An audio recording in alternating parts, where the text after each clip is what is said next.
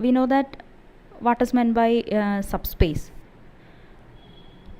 A subset W of a vector space V is called a subspace of V if W is itself a vector space under the addition and scalar multiplication defined on V, and W is a subspace of V if and only if it is closed under addition and scalar multiplication. There is no need to check all the axioms. We just need to check whether axiom 1 holds and axiom 6 holds. Now, we have seen which are the subspaces of R2. The zero subspace, R2 itself, and any line passing through origin will be a subspace of R2. And here we will see a subset of R2 which is not a subspace.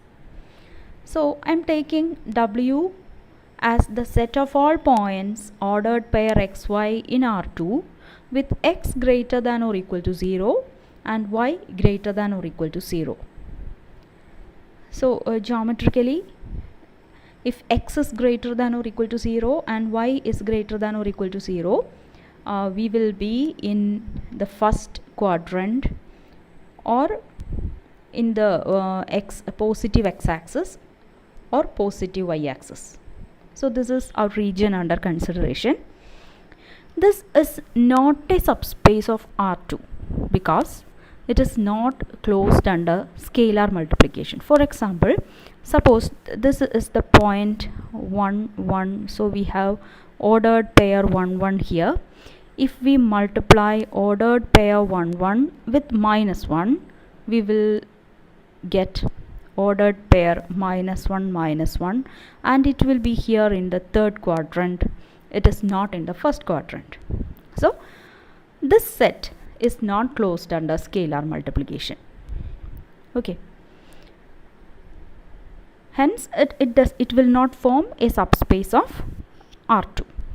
And the next one is we see some subspaces of MNN. I hope you remember what is meant by MNN. This forms set of all metrics of size n by n where each entries are from R. We proved that this forms a vector space with coordinate wise addition and scalar multiplication. And now I am considering a subset of MNN which consists of all symmetric n by n matrices.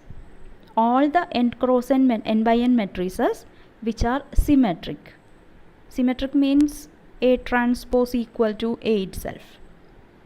We are considering all such matrices. The sum of two symmetric n by n matrices is a symmetric matrix, and any scalar multiple of a symmetric n by n matrix is also symmetric. Thus, the set of all symmetric n by n matrices is closed under addition and scalar multiplication, and hence it is a subspace of MNN. So suppose I will explain it in 2 by 2 matrices of size 2 by 2. Suppose A, B, B, C. This is a symmetric matrix. And another one is X, Y, Y, Z. If we add them together, we will get A plus X, B plus Y, then B plus Y, C plus Z. It's easy to see that this is also a symmetric matrix. So sum of two symmetric matrices are again a symmetric matrix. And if we multiply this A, B, B, C with a scalar, with some scalar K, we will get KA, KB, KB, and KC. This is again a symmetric matrix.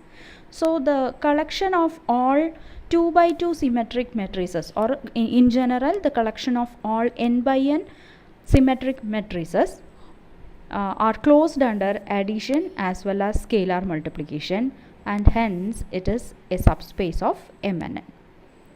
Okay, now we will see some more examples for M and N. The set of all upper triangular matrices. Upper triangular matrices means, suppose we have an n by n matrix, and here you will have diagonal entries, and any entry below the diagonal is 0. Any entry below the diagonal is 0. Such matrices are known as upper triangular matrices. If you add two upper triangular matrices, you will get another upper triangular matrix. If you multiply an upper triangular matrix with some scalar k, still you will get an upper triangular matrix. Similarly, there are lower triangular matrices. The collection of all lower triangular matrices. Lower triangular matrix means a matrix of the form, this is an n by n matrix, and here we have the diagonals. Lower triangular means anything above the diagonal is 0. For example, if we have a 3 by 3 matrix, say 1 0 0 2 3 0 4 5 6, these are the diagonal entries, and anything above the diagonal is 0, so this is a lower triangular matrix.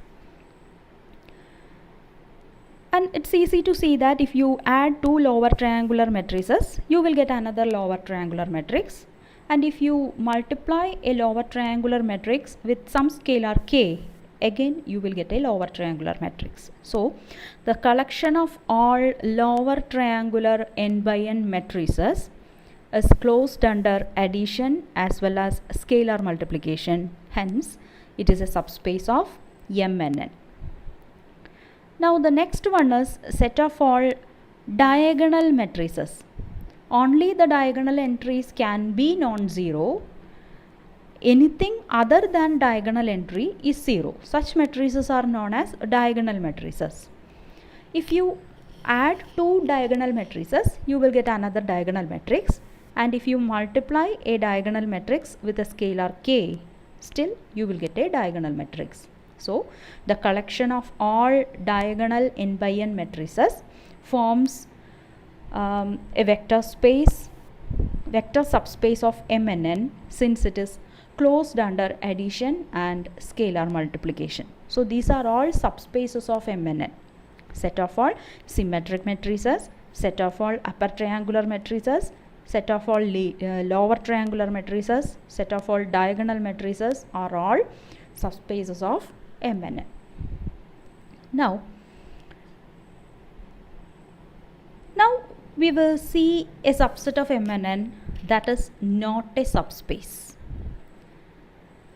We are taking W as the set of all invertible n by n matrices.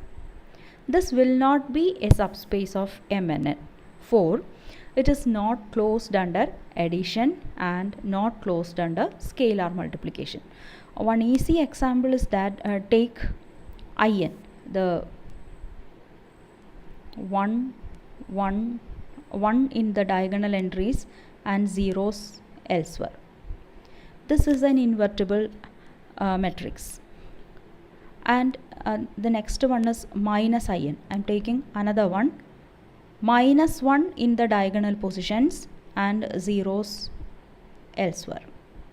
These two are invertible matrices, but their sum will be the zero matrix, which is not invertible. We will see one example here. Consider matrices U equal to 1, 2, 2, 5 and V equal to minus 1, 2, minus 2, 5. So these are invertible matrices because the determinant of the first matrix U is 5 minus 4, which is equal to 1, not equal to 0. So the determinant is not equal to 0 means the matrix is invertible. Similarly, here also the determinant is non-zero, therefore V is also an invertible matrix. But if we add them, we will get, or here U plus V will be 0, 0, 4, 10. So the first column is entirely 0. Therefore, this matrix is not an invertible one. So it is not closed under addition. And similarly, if we multiply this U with 0, the scalar 0, we will get the 0 matrix, which is not invertible. Okay. Therefore, the set of all invertible n by n matrices does not they will not satisfy the closure property for vector addition as well as scalar multiplication. Therefore, this W is not a subspace of M and N. Now we will see another vector space. We have discussed F minus infinity, infinity. Set of all functions from minus infinity, infinity to R. And we proved that this forms a vector space under the pointwise addition of functions as well as pointwise scalar multiplication. K f of x is equal to k times f of x. Now we will see some subspaces of this. We know that the sum of two continuous functions is continuous, and a constant times a continuous function is continuous. Suppose f and g are two continuous functions, then f plus g is a continuous function. If you multiply a continuous function f with a constant c, then cf is also a continuous function. So we can say that the set of all continuous functions on minus infinity, infinity is closed under vector addition and it is closed under scalar multiplication. Therefore, this will form a subspace of f minus infinity, infinity. And we will denote this, this subspace by c minus infinity, infinity. So, what is meant by c minus infinity, infinity? This is equal to set of all functions from open interval minus infinity, infinity to the set of all real numbers such that f is continuous on minus infinity, infinity. So this forms a subspace of set of all functions from minus infinity, infinity to R. Now another example for a subspace of f minus infinity, infinity is functions with continuous derivatives. A function with continuous derivative is said to be continuously differentiable. Function with continuous derivative means, suppose f is a function from minus infinity to infinity to R, and the function f dash, f prime from minus infinity, infinity to R is continuous. The first derivative of f prime is continuous on the entire real line open interval minus infinity, infinity. Then we say that f is a function with continuous derivative. Such functions are said to be continuously differentiable. And if f and g are two continuously differentiable functions, then their sum is also continuously differentiable.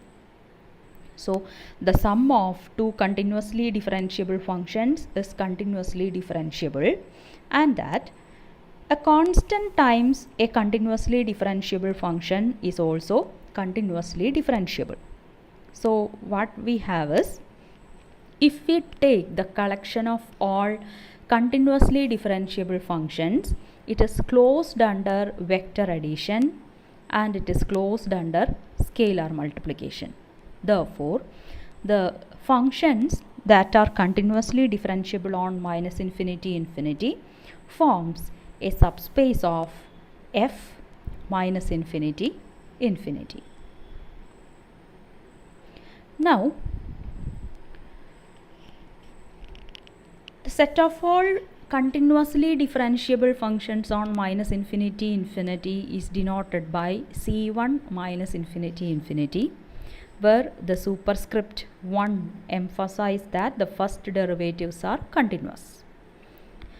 Now, the set of all functions with m continuous derivatives on open interval minus infinity infinity is also a subspace of f minus infinity infinity. So, what we have is, suppose f is a function from minus infinity infinity to r, and we are considering the first m derivatives of f.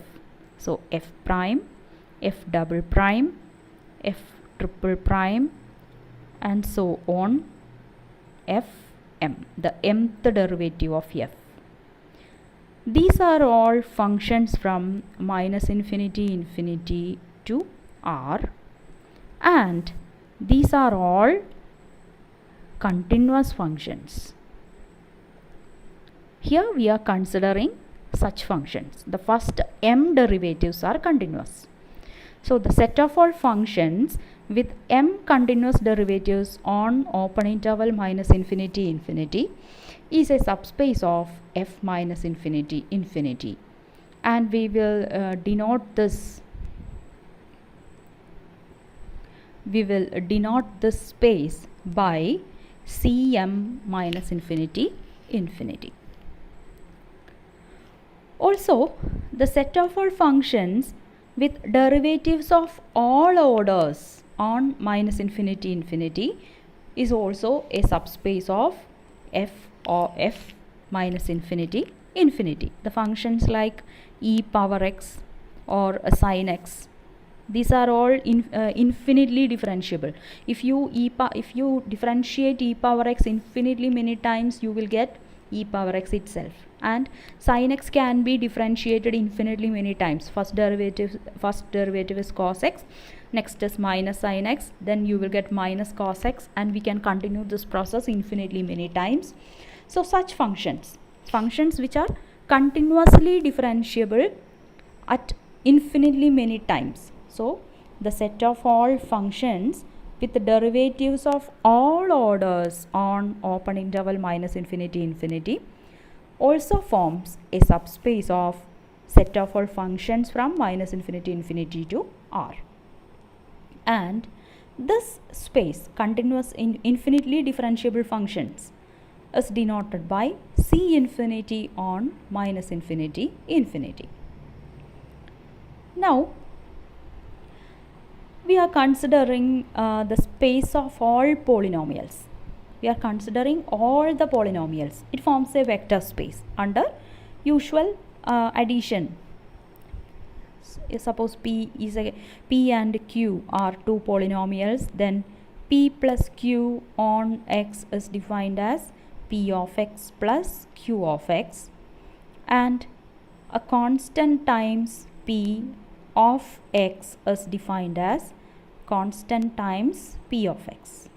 With respect to these two operations, the space of all polynomials forms a vector space over the set of all real numbers, and the polynomial is a function that can be expressed in the form p of x is equal to a0 plus a1x plus etc. an x power n. If this an is non-zero, then we say that this polynomial has degree n.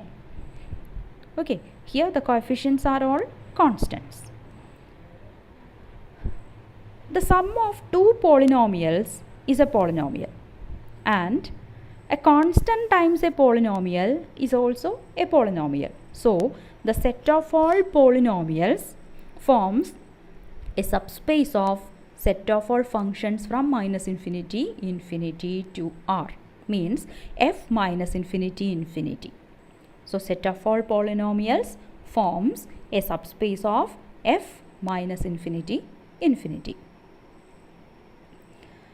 Also, we will denote the space by p infinity because we are considering all the polynomials. There will be polynomials of degree 1, polynomials of degree 100, polynomials of degree 1000, and polynomials of all degrees are here, so that we will denote the space by p infinity. Now, we are considering another subspace, the subspace of polynomials of degree less than or equal to n. The degree of a polynomial is the highest power of the variable that occurs with a non-zero coefficient.